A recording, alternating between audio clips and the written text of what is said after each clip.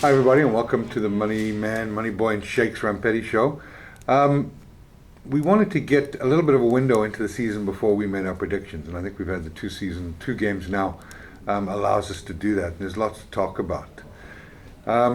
Shakes, Ollie, what do you make of the first couple of weeks, and can you make any bold predictions or any accurate predictions based on what you've seen? Um, Who's impressed you? Who's not impressed you? well, I want to hear what Shake says first, starting with his team. Well, Shakes is, for those that don't know, is a big Arsenal fan. That's no fault of his own. That probably was pretty genetically predisposed into him. Shakes, you start then. I mean, you do have the worst team that you follow. Yeah, look, I mean, from an Arsenal's perspective, it's been a very bad start. There's a lot of things going on at the club. It's a bit of a mess. I think also we're starting to get to a place where you sort of start to think, is Arteta up for this? Was maybe this job too big for him? Um, Are you guys only starting to think about that now? No, look, we thought about it after Villarreal. When we got knocked out by Villarreal, we thought, okay, maybe this could be a problem. And now he started off the season badly, but I think there's players that he wants to get out of the club, and then he can proceed from there on. But it's a mess. It's not great. It's really not great at all.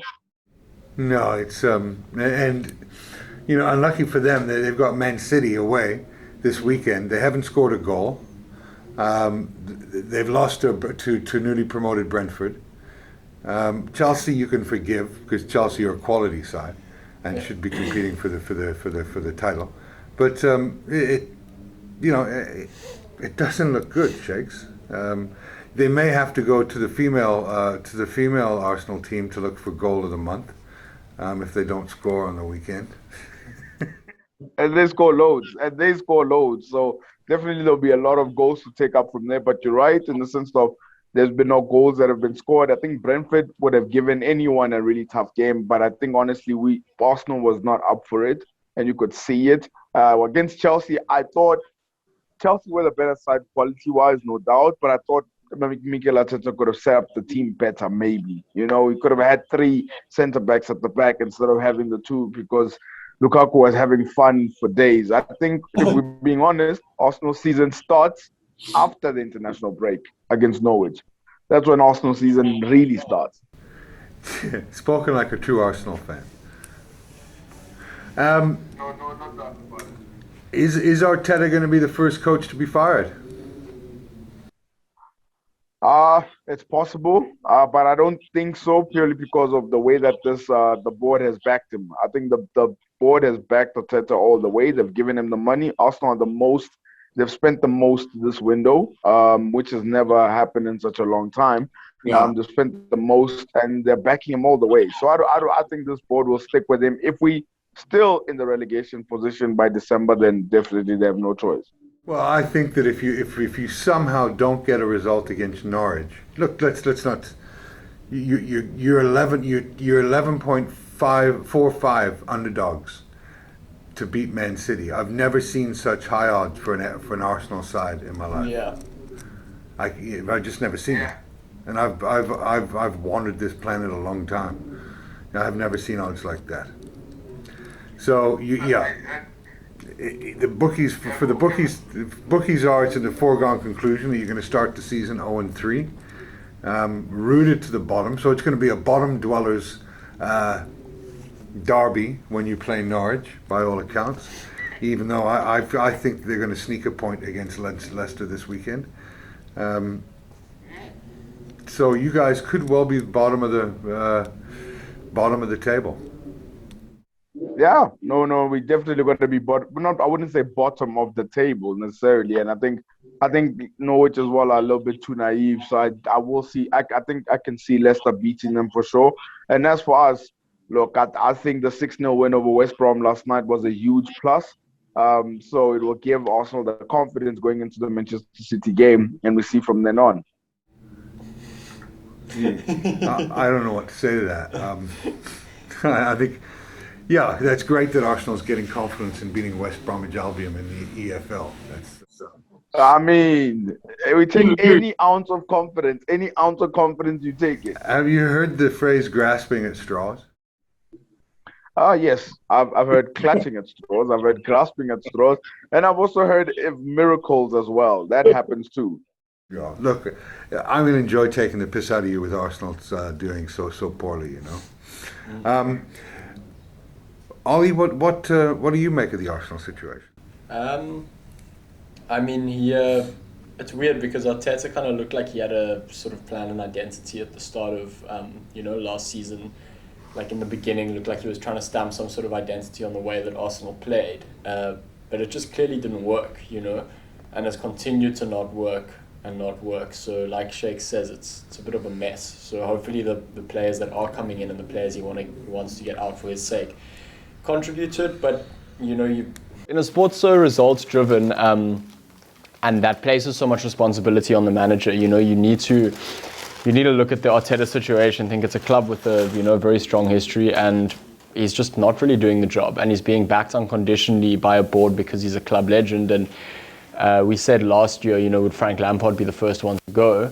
I don't think he was the first one, but I mean, he went very soon after, and that's a club legend. And like the club said, it's no hard feelings or whatever, but he just wasn't up for the job. And I think that is what's emerging with Arteta, to not score a goal, now in these first two games, when one of those games was Brentford. But I haven't been paying too much attention to Arsenal besides their kit. I've been paying attention to Liverpool, who have had a lack of 2 games to start the season against Norwich and Burnley. Been clinical in their sort of demolition of them.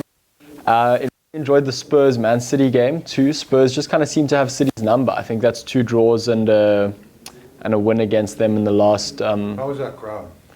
Fantastic. Fantastic.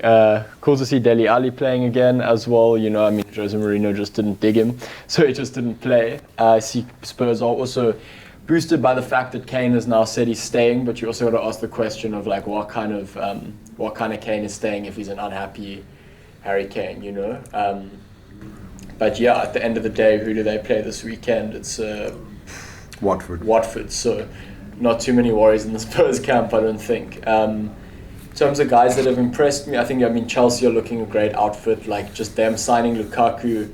I don't know, like you look at this season, for me, I mean, last season, obviously some like big names in the Premier League always, but this season there just seems to be these like marquee names in every top side. You've got like Lukaku coming in to boost what's already an unbelievable Chelsea squad.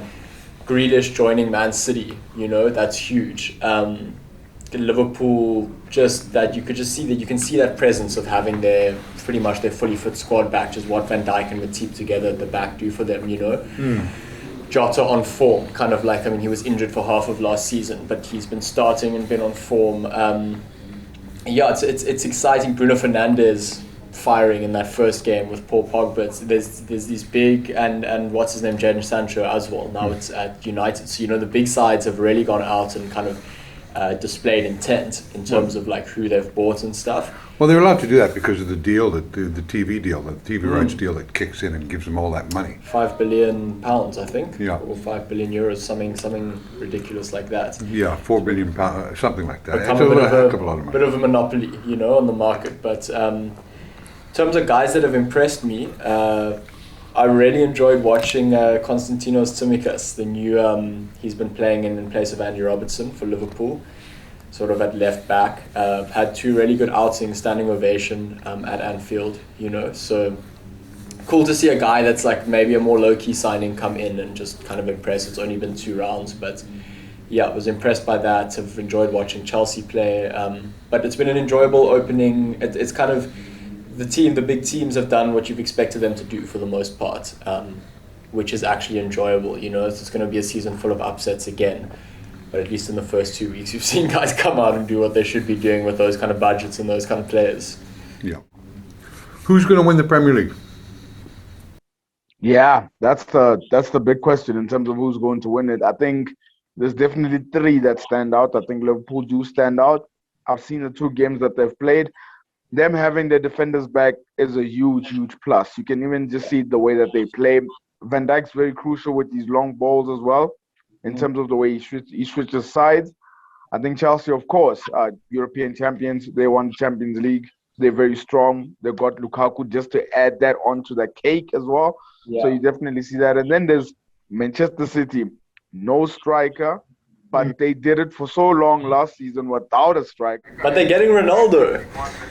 Yeah, yes, they practically won the league without a striker, and now they linked with Cristiano Ronaldo, and you can only just imagine what he would add to that team. I don't know if he fits into a Pep Guardiola side, but if I had to say who's winning, who is favorites for me, I probably would say it's still Manchester City to win it.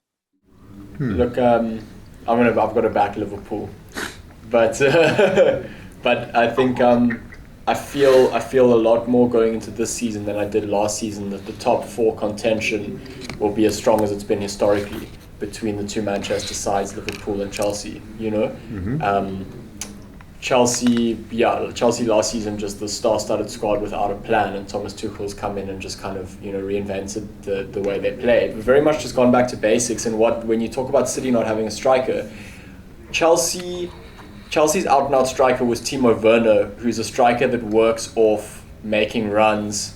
He's really quick. He's not a huge guy, you know. And what they have in Lukaku is they've got like just this big mark player, like a mark man, you know, and you saw how he bullied Pablo Mari last weekend. And if you've got a team there that's got Havertz or Werner sort of working off of him, that's an integral part to that cog, you know, integral cog to that system. Sorry. Look, Oliver, I will say this, man. Oliver, I will say that I'm really surprised that. I mean, you mentioned Liverpool, you mentioned Chelsea, you know, you had a touch of Manchester City, but I'm so surprised you did not mention Leeds United with Patrick Bamford. Yeah, I think that was will be interesting to see. It will be really interesting to see where Leeds managed to cruise. I mean, they were impressive in pretty much retaining number 10 for the entire season last season, you know. Then got absolutely poleaxed in that first match against United. I messaged Kev and I was like, yo, great soccer this weekend, what a game. Forgetting he's a Leeds supporter, he said, not for me.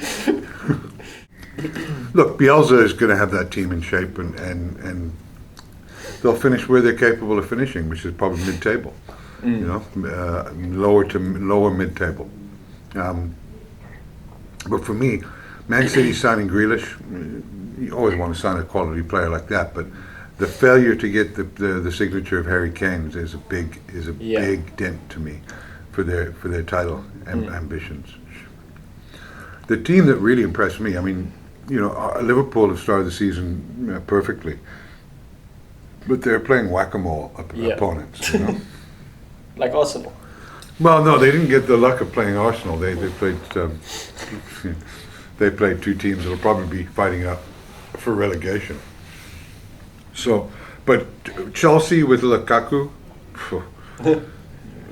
yeah, I think you're going to see Timo Werner with a decent season this year, maybe looking close to 15 goals. Playing off Lukaku will create more space for him. And Lukaku is a machine. Yeah. Absolute machine. So I think that for me, and Chelsea don't concede a lot of goals, so they're always going to be in every single game. I wanted to ask you guys what your thoughts are on Aston Villa this season. Obviously, Jack Grealish has left, but Danny Ings has come in. Where do you see them? Do you see them contending in that sort of like top 6 or top 8? No. Or you don't see them? Yeah, look, I mean, I will say they were very impressive against Newcastle, and the fact that Danny Ings scoring that wonder goal, the bicycle kick, if anyone saw it, that was absolutely amazing. When Diaz come in, they've also got in Leon Bailey as well from Bayer Leverkusen as well, very good player as well, just to replace one person. Can you imagine? The only thing I will say about Aston Villa is they won against Newcastle, but they lost against Watford on the first day, and you sort of feel that, I don't know, it's going to be one of those seasons for them where one day they're good and the other day they're not. And I think maybe they could potentially finish in the same place as they finished last season, possibly 9th, maybe, yeah, 9th. And West Ham, do you see them building off of, you know, what was a really good season for? I mean, they were brilliant against Leicester on Tuesday, I think it was. And when on Monday they played each other on Monday. Yeah, they were really good. West Ham was really good within that game. Mikel Antonio becoming the all-time Premier League top goal scorer for West Ham. as well with the 2 goals that he scored. He had a nice celebration. If you guys want to go check it out on the first goal. The only thing is with West Ham, the Europe thing is going to be a factor. I want to see how they do once they start playing the Thursdays before I can make a judgment. But the first 2 games that they've played, the top of the league, they beat Leicester, by the way. It's not a small time team. They beat Leicester as well. So I think it could be a good season, but I just want to see how they deal with Europe being within the mix, because Burnley struggled as well the one time when they were also in Europe as well. So it's not easy to be there.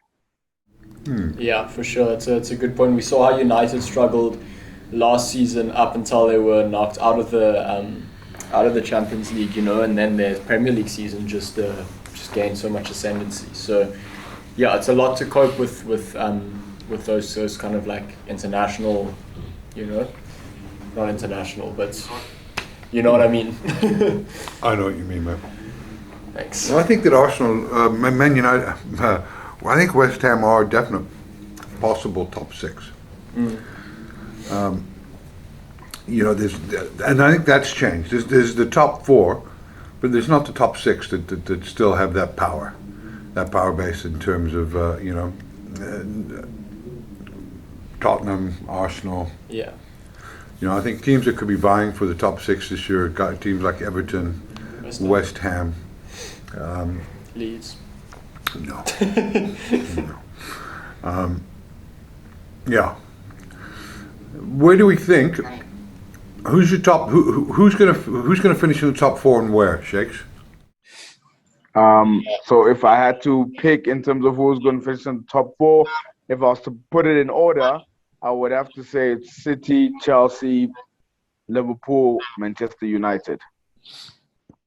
It's going to be one hell of a competition. Ollie, who are you picking for the top 4? I'm going Liverpool, City, Chelsea, United.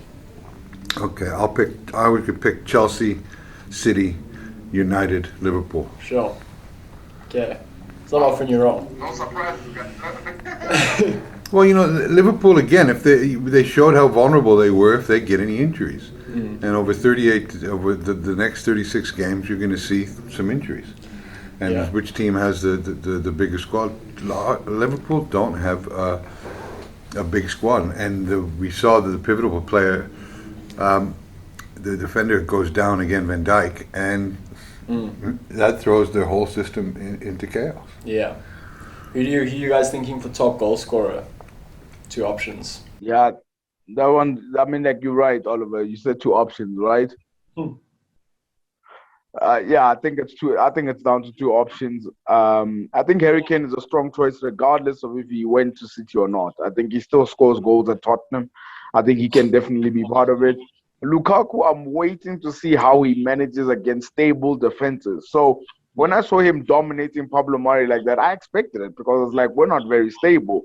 I want to see what he does against Virgil van Dijk this weekend and Matip this weekend. I want to see how he does against Lewis Dunk as well for Brighton. I'm talking about stable defenders, not our ones. Not Arsenal defenders. Yeah, I would have to say that. So before I throw his name into the mix for top goal scorer, I'd have to just wait and see how he does against them.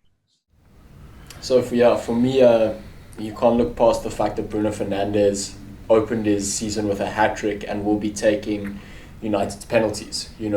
I think it was only 7 of his goals actually came from open field last season. And then Mo Salah, always a contender. That guy just, he's just a goal-scoring machine.